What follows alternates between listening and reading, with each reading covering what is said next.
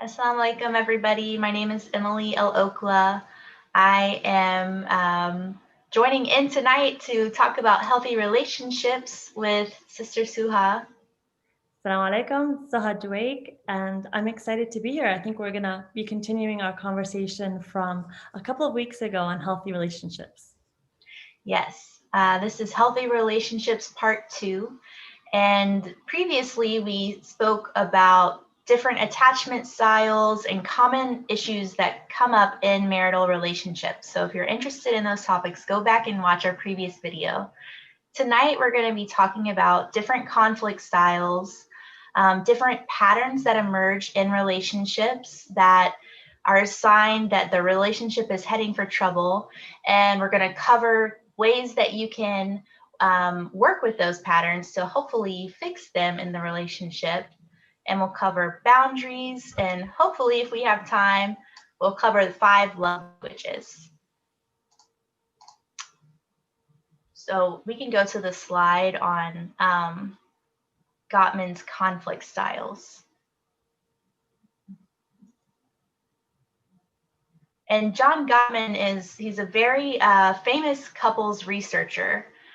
He and his wife have spent years studying couples, and the way they did it was have a couples lab where couples would come in and spend a weekend, and they would observe how couples would have arguments and how couples would repair those arguments and repair the relationship after they had an argument.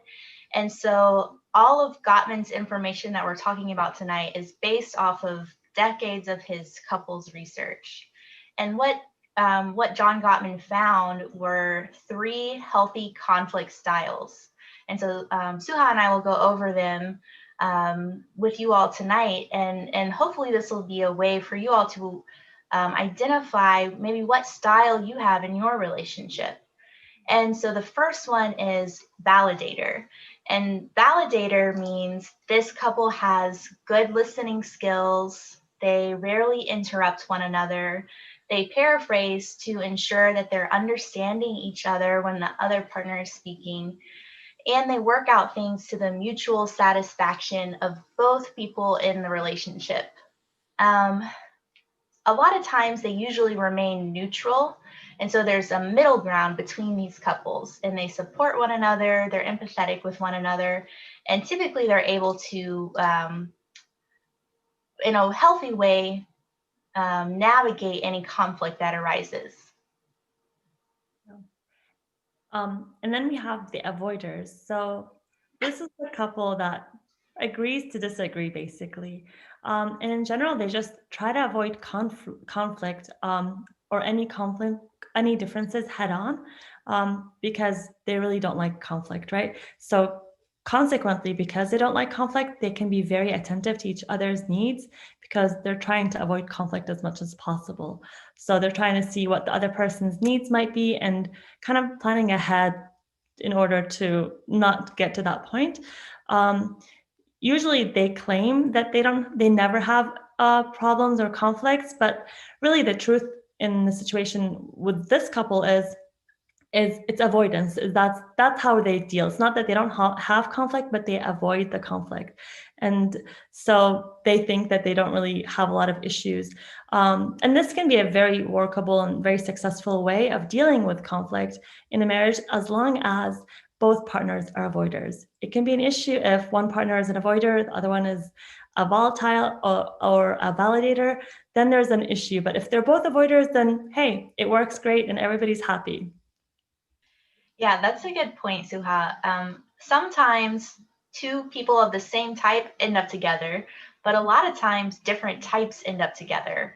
And that's how you can get into these negative relationship patterns is if you have different styles of conflict and different styles of communication.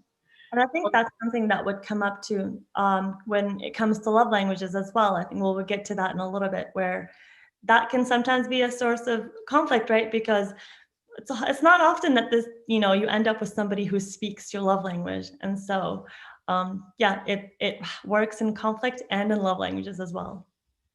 Absolutely. And it, speaking back to that first video we did, it makes me think of attachment style and how that plays into all these different types of conflict styles and patterns and love languages. And it's a lot of things to think about in terms of how you are as an individual and how that impacts your relationship. And I think that goes to, making sure that you're cognizant and trying to be aware of where those differences might be, or the similarities, right? And sometimes that awareness and knowing can really help clear up a lot of issues, and smooth the relationship and make it a little bit um, like have a little bit less conflict overall. Yeah, I agree. I think it's so important to spend some time with yourself to figure out, and for the viewers, hopefully as we go through this, maybe they can think to themselves, well, I'm this style, and it allows so much awareness and a depth to your relationship when you can kind of figure out what you're bringing to the relationship as well. Right, exactly. So the third healthy conflict style that Gottman has identified are the volatiles. And these are couples that have passionate disputes, but they also have passionate reconciliation. So it might be a big fight, but then it's also a big getting back together. Um, these couples have a belief that raising one's voice in an argument is normal, and it's a fine way of dealing with conflict. They believe that conflict is a normal part of life. They might even enjoy arguments or fighting every once in a while. But they also, while deeply enjoying conflict, also deeply enjoy passion and love. And so you can see that passion, it's not only within the argument part of the relationship, it's also with the connection and the love. So it balances out in that way. When I'm thinking about the volatile style and how that might combine with, say, an avoider, of someone who wants to avoid any kind of conflict, any kind of raising your voice. Suha, you were talking about it earlier, but that can really lead to a disaster in a relationship, of someone who might really enjoy conflict and someone who doesn't. Or just somebody who thinks it's absolutely okay to confront it head on. And you can just see how that can cause so much trouble, right? Just because of that difference in how they deal with conflict. Absolutely. One thing I wanted to add is, all three of these conflict styles are healthy. It's not that one is more unhealthy than another. They're all really good ways of dealing with conflict. They're all, good ways of dealing with it, as long as both couples agree on that, right? I think it goes back to what we were just saying. As long as both couples are of the same conflict style and feel that this is a good way to deal with it, then whether you're a validator, an avoider, or a volatile, it's a healthy way of dealing with it. Right, absolutely. I think we're ready for the next slide. I wanted to mention, though, before we move on to the next slide as well, Sure. that Gottman has found too that like I said, it doesn't really matter which conflict style a couple uses, but one of the things that really matters is that there are enough overall positive interactions in the marriage to counter any of the negative interactions that occur. And so this was really interesting. I thought, Emily, that research has shown that for every one negative interaction in a marriage, it takes between 4 to 20 positive interactions to counter that one negative interaction. So Yeah. think about that for a second. Sometimes it's so easy to just say an offhanded comment, or maybe say something in anger or whatever, and think about how many positive interactions you need to kind of do in order to make up for that. Mm-hmm. So I thought that was really interesting. That's a good point. And it makes me think about what Gottman talks about too, about the repair after conflict and how important it is to repair, because healthy couples are not couples that don't argue. It's that when they argue, they are able to then come back together and repair that communication that happened, or that argument or disagreement. Do you watch This Is Us, the TV show This Is Us? Yeah. so I watched the last episode, and there's a moment, I don't know if you've seen the last episode, but there's a moment where there's a couple and they're arguing about diapers. And for a minute, it starts to look a little bit scary, like, oh, this is about to be a real argument. Like they're arguing over, he left the diapers in the car, now the babysitter doesn't have the diapers. And all of a sudden it turns around and he's like, you're right, I'm an idiot, I left the diapers in the car. And they just moved on. And I thought that was such a good example of an argument that could have totally turned south, but because of that repair attempt that happened at the end of the argument, they were able to move on. I love that. That's yeah. That sounds like a a typical argument that's going to happen in most families. I feel like at some point or another. Yeah, it was a good example. We can go now to the signs that the relationship is in trouble. So the next slide, it talks about John Gottman's 4 horsemen of the apocalypse. And these are the signs that there are patterns emerging in your relationship that are signs of distress. It's signs that your relationship is in trouble, signs that there's an area for growth. We can go to the there we go. Thank you. So the first one is criticism. Well, let me back up. So again, this is based off of John Gottman's research, where he observed couples who over time stayed together or divorced. And what he noticed were these 4 signs were common in the couples who ended up separating. So it ranges from criticism, defensiveness, stonewalling, and contempt. And I'll cover criticism first. The way that it's listed here is, I'll talk about it in a different order, but criticism and contempt are both used as attacks against somebody, a way to hurt the other person. And defensiveness and stonewalling are ways that we protect ourselves from those attacks. But all of these signs are ones to look out for within your relationship. So criticism is when you start criticizing or attacking your partner's who they are as a person. So these typically come up in you statements like, you are always late, you never listen to me, you don't respect me. And it feels like an attack on someone's personhood rather than a conversation about what the problem is with the relationship or what the issue is that's causing the argument.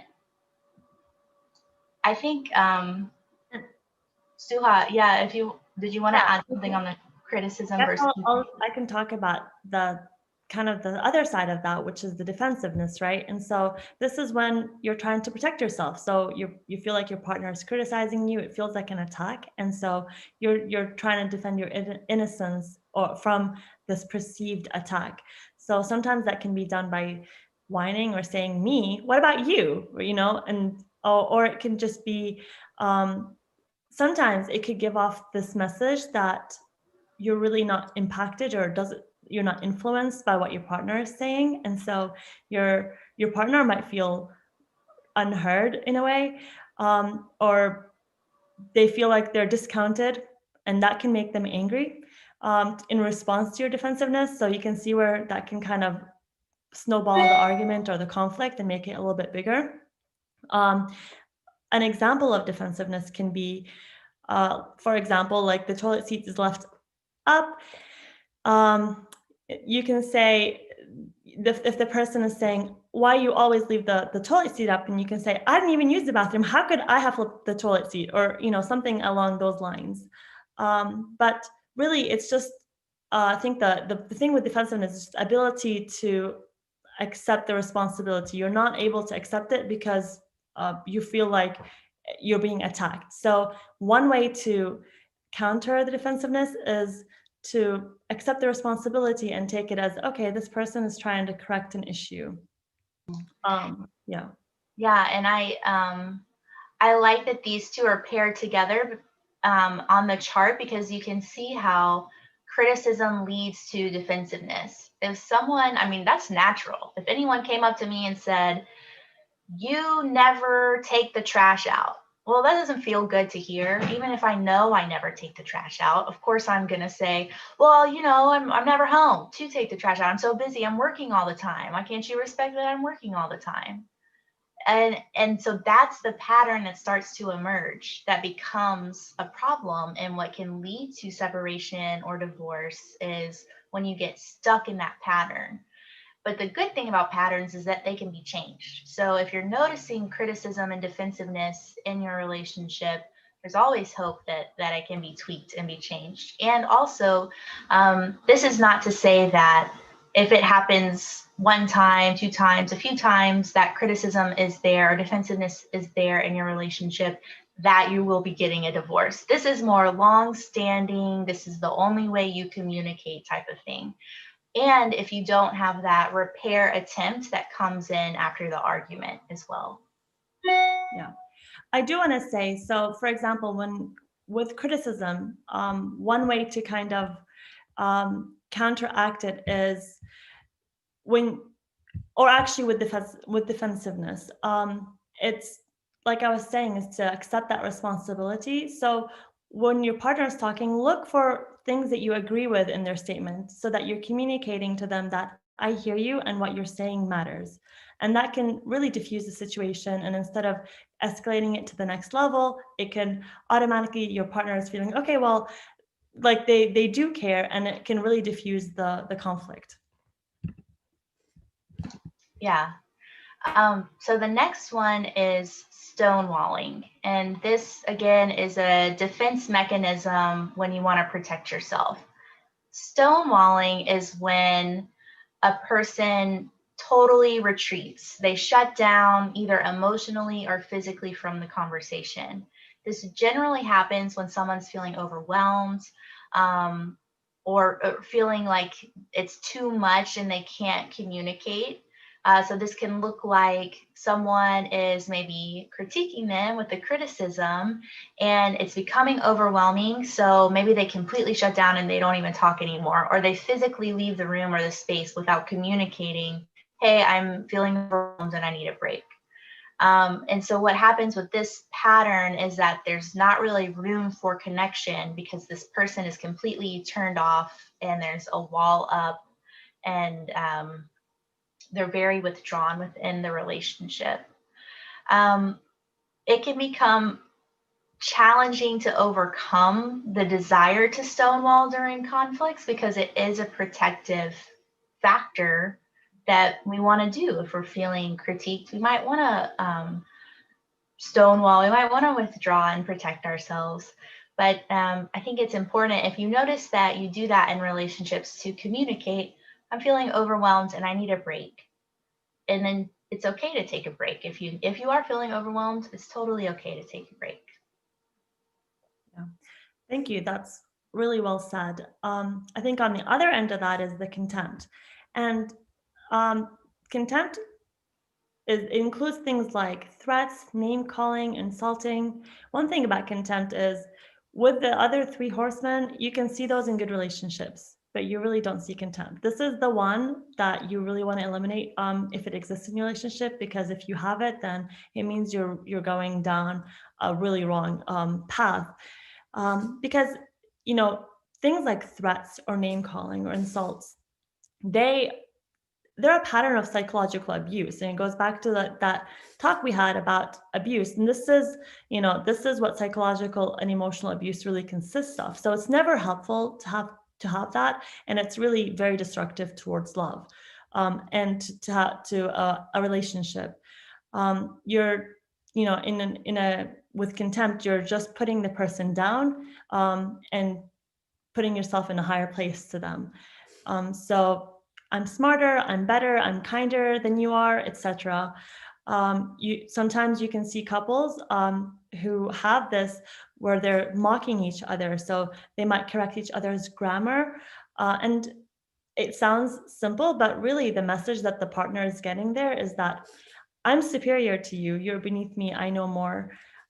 Especially if it's if it's consistent and if it's something that's done sometimes in public or among friends. So something to really be aware of.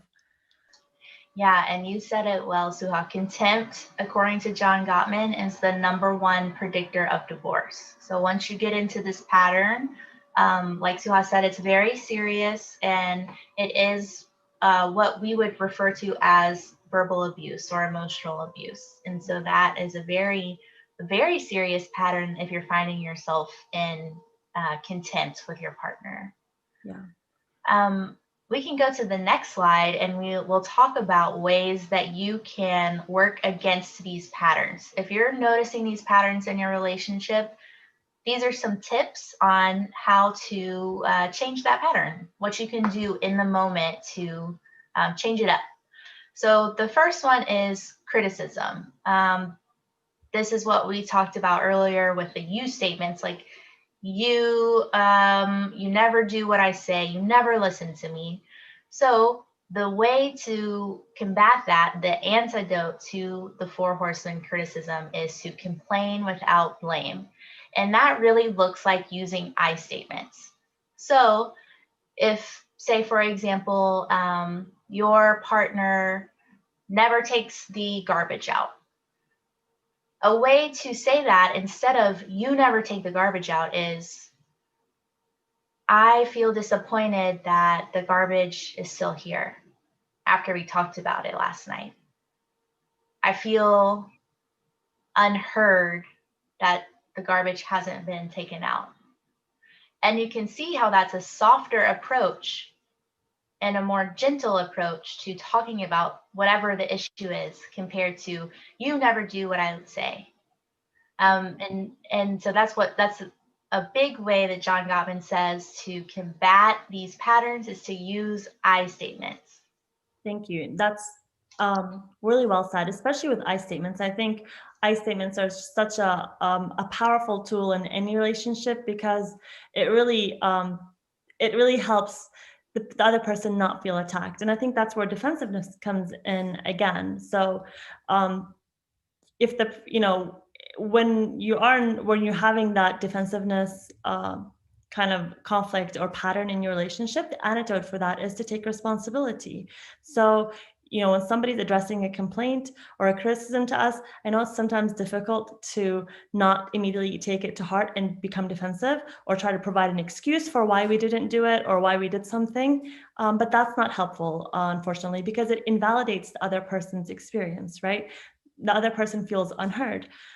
So what a better way to do it is look for something that you agree with in the statement, and try to see how you can take some responsibility. So again, go into that taking out the trash example. If your partner is complaining about that, you didn't take the trash out, you can say, well, we did have this conversation yesterday and I did not follow through, but I will do it right now.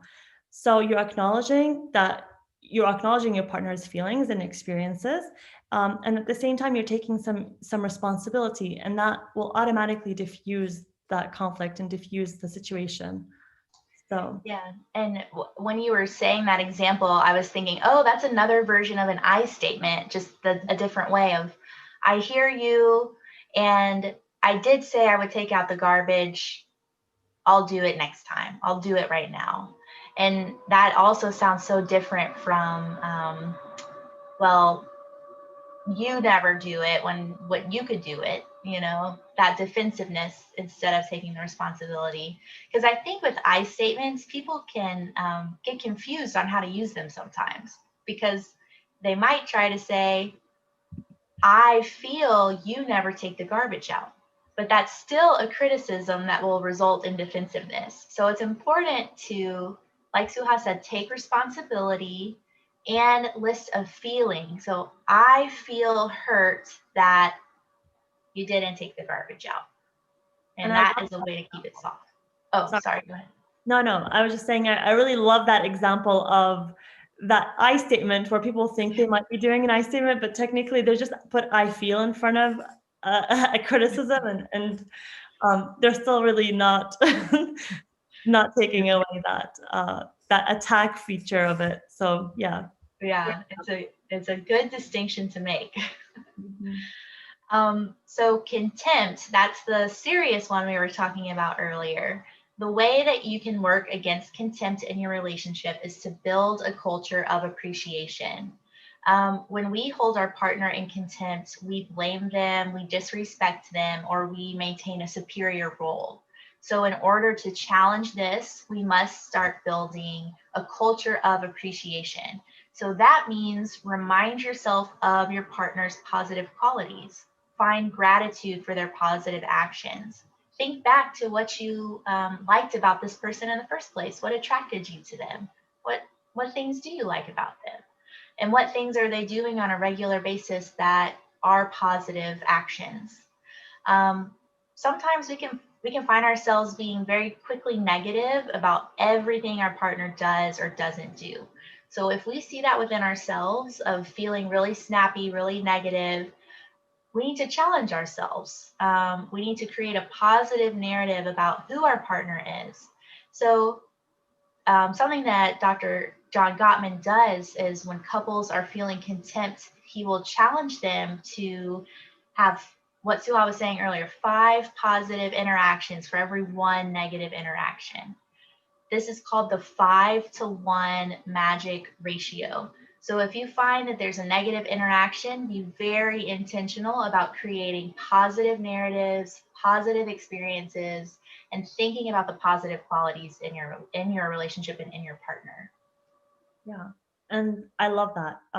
Something to really just be mindful of in general. I think even if it doesn't necessarily come up in a conflict or relationship, if you notice that a negative interaction has happened, to be mindful that maybe I need to do a couple of extra positive things today or this week or whatever to help kind of bring us back to a more positive place, a better place. So yeah, so the fourth one is stonewalling, and the antidote for that is physical self-soothing. Because with stonewalling, really what you're trying to do is just attempting to check out either emotionally or physically, right, from the conflict. And with self-soothing, we're challenging ourselves to stay present in that moment in order to avoid checking out. Kind of, in a way, it's similar to being mindful. One thing that Dr. Gottman kind of talks about with his research is that this includes maybe just taking a break from the conversation.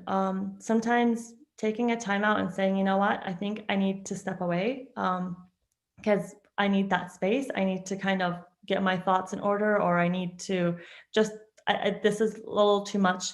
That's okay. And I think that's a great way of diffusing a conflict, or maybe not saying something that you might regret later, and stopping the conflict from escalating. So when you're communicating to your partner how much, this can happen when you're communicating to your partner how much time is needed, for example. So during the break that you take, you can self-soothe with some coping skills, grounding techniques, by doing something to distract you from the conflict, or um, just something to help you come back with a clearer mind, where you're able to face the conflict and you're not you're able to be more present and available in that conversation, so that your partner doesn't feel like they're left out or that you're checked out. Yeah, absolutely. I think it's so important to take breaks when you're feeling overwhelmed, especially in an argument, and to set a time limit and communicate that to your partner of, I'm feeling overwhelmed. I'm going to go for a walk around the block. I will be back in 30 minutes and we could talk about it then. Because the one thing you don't want to do is start to avoid the conflict, avoid the conversation, and never return to it. And Um, I don't know if you've seen this with your clients or with your work, but I feel like a lot of times men tend to do to kind of do more stonewalling the women, because I feel like a lot of times men are like, I just need to sleep on it, right? I need a day to kind of, while a lot of times women are like, no, we need to talk about it right now. Like, this is something that we can discuss and figure out. And so I don't know if that's something that you've seen or if it's a pattern, but that's been my experience. Absolutely. I think Dr. Gottman even talks about that actually, that men typically are stonewallers. And the pattern that we see with with relationships is that typically women like to talk about things more in the moment. And I think there's research, we may have talked about it before, research that even shows and talk like twice as amount of words a day than men. And women typically will like to process emotions through words. And men might need to think about it a little bit before they're able to share or willing to share. So that's definitely a pattern that exists of women being more of the pursuer and men the withdrawer with the stonewalling. And not always, not a blanket statement because it can go the other way for sure. But yes, that is typical to see. Yeah. I think that might be all the time that we have to cover things. Unfortunately, it always goes by so quickly, and we always have a lot more to say, and we might have to have a part 3 for this. But you know, I did want to get to the languages of love, and inshallah, that's something that we can discuss a little bit more and take our time with next time we cover this topic. Yeah, we could spend a whole 30 minutes talking about the love languages. Inshallah, next time. And thanks so much, Suha. It was fun to talk with you about healthy relationships. Same here. I really hope that this was of some benefit to people, and inshallah, we get to continue this conversation in the future. Absolutely. Bye, everybody. Assalamu alaikum. Welcome.